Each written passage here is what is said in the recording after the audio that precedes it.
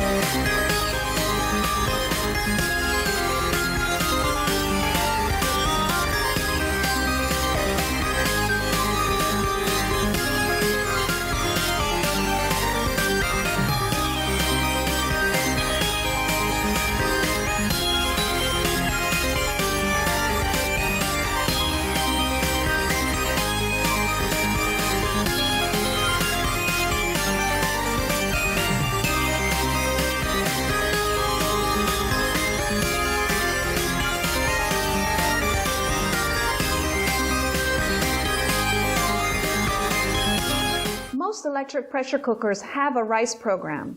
The problem is these programs are all over the map. For example, this one will pressure cook rice for you in 10 minutes at low pressure. This one 5 and this one 12. Could they all give you perfectly cooked rice? I don't think so. If you're having problems perfectly cooking rice in your pressure cooker, or you don't have a rice program, let me show you the HIP method.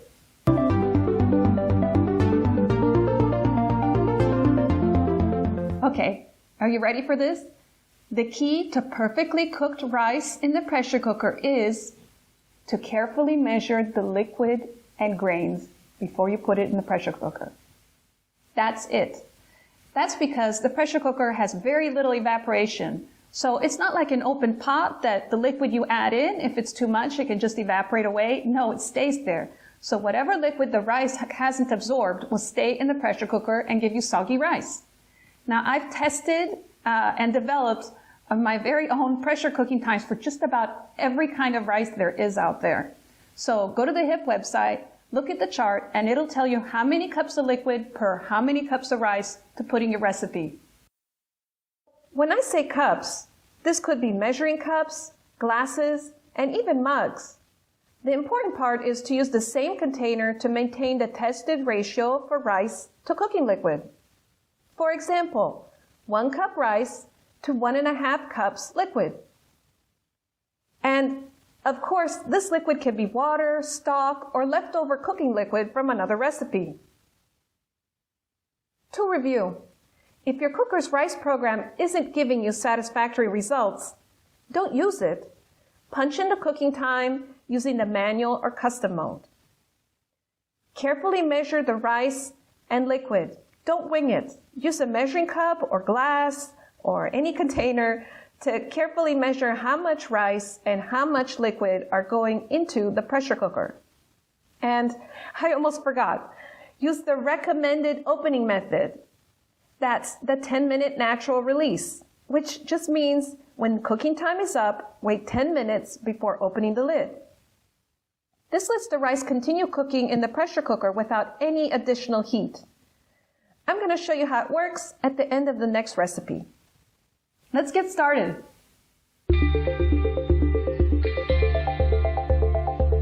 Okay, first we start with the carefully measured water. We're going to make 2 cups of brown rice, so according to my chart, it's 1.25 cups of water per cup of rice. So this is 2.5 cups of water. Now we'll measure the rice. Here's my anti-mess way of measuring rice. I put the measuring cup in a bowl so that I don't get rice all over my kitchen.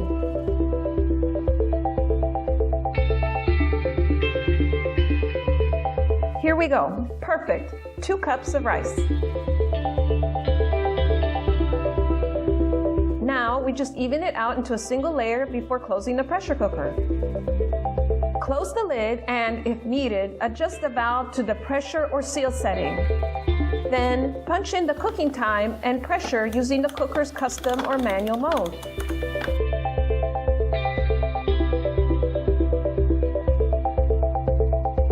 When the pressure cooking time is up, do the 10-minute natural release.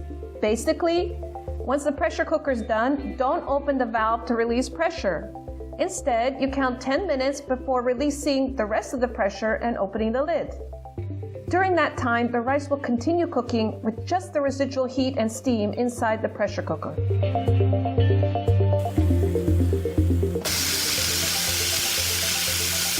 Now the time is up, open carefully. Fluff with a fork and serve.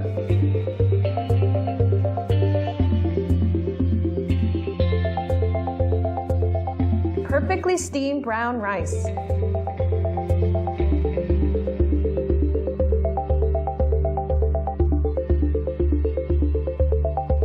At the beginning of the video, I mentioned how if you add vegetables to your perfect pressure cooker rice, you might get kind of a mess. Let me explain why. That's because vegetables are 80 to 90% water. This bell pepper is 92% water. These carrots, 89. So let's say you add an 8-ounce bell pepper to a recipe. That's a whole extra cup of water to your perfectly measured rice and cooking liquid. So I figured out a way around this. What I do, I actually measure the vegetable as the cooking liquid. So I add the chopped or grated vegetable to my liquid measuring cup. So let's say we're going to make 2 cups of rice and I need 3 cups of liquid. Well, first I add my chopped and grated veggies. And then I measure the cooking liquid.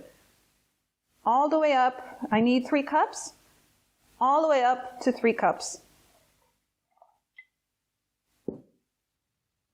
Most vegetables are 80 to 95% water. For example, tomatoes are 95%, mushrooms 89%. While this is usually not very important in conventional cooking, it can have a big effect when pressure cooking. That's because if you add a half-pound pepper to your recipe, that's going to add about an extra cup of liquid. So for recipes where the liquid ratio is important, like rice and grains, chop the veggies and just add them into the container that you're using to measure the cooking liquid. There are a few exceptions to this rule. When you saute a vegetable, you're actually cooking off its water. The volume will go down quite a bit. So if you saute a vegetable before pressure cooking, such as an onion before making risotto, its liquid won't count. Although potatoes are 75% water, their starch will quickly thicken it, so it will not disturb the liquid ratio. And lastly, frozen peas don't count either. They've been parboiled and are already pretty dry, so if using a modest amount of peas, they won't upset the liquid ratio. And that's it. Let me show you how it works in the next recipe.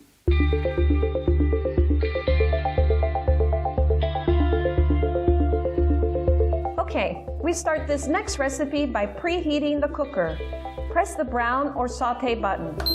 If your cooker doesn't have this setting, you can actually punch in any pressure cooking program. The goal is to turn on the heating element to heat the base. While we're waiting, it's a good time to gather the ingredients and prep the vegetables.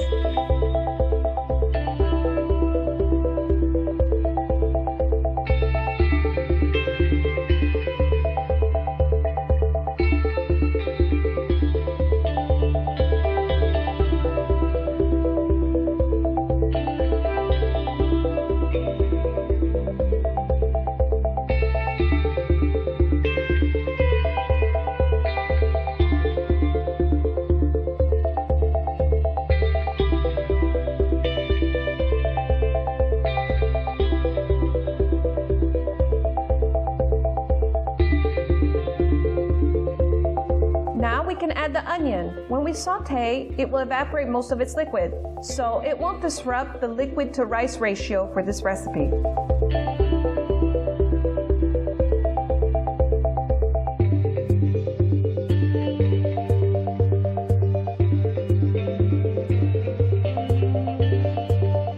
While that's going, we can measure the basmati rice.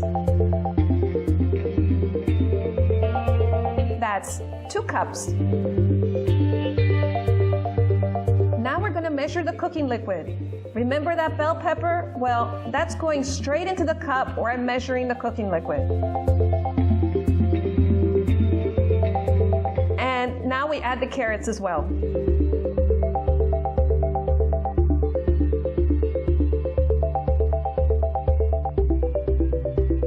Let's add the water until we get to the right amount of cooking liquid that is appropriate for the kind of rice I'm using. 3 cups.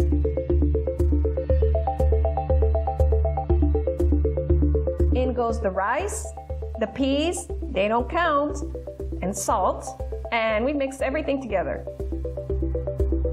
Add the cooking liquid with other veggies and mix well.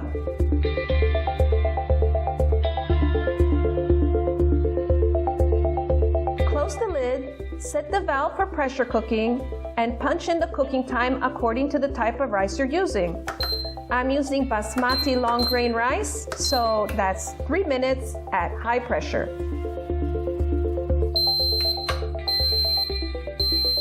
Now we're going to open the cooker using a 10-minute natural release.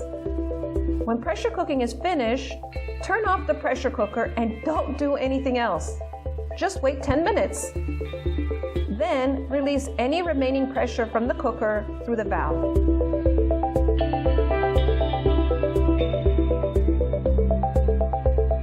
Fluff the rice with a fork and serve. Basmati Confetti Rice.